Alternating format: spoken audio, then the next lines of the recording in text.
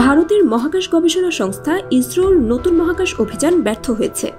মহাকাশে US-09 কৃত্রিম উপগ্রহ পাঠানোর জন্য ইসরোর রকেট রোববার সকালে রওনা দিয়েছিল।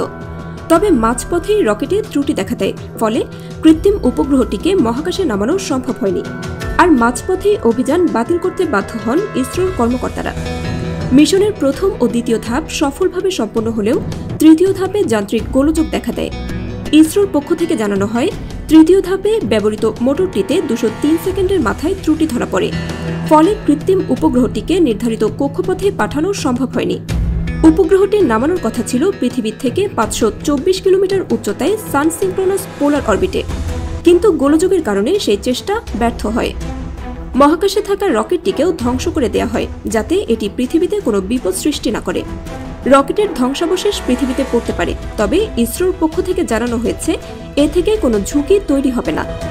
উল্লেখ্য, 2017 সাল থেকে ইসরো তাদের বিভিন্ন কৃত্রিম উপগ্রহ পাঠানোর কাজে PSLV রকেট ব্যবহার করছে।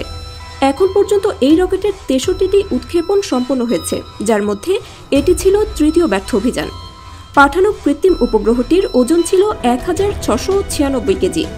মহাকাশ গবেষণায় ভারতের জন্য এটি একটি বড় ধাক্কা হিসেবে দেখা হচ্ছে।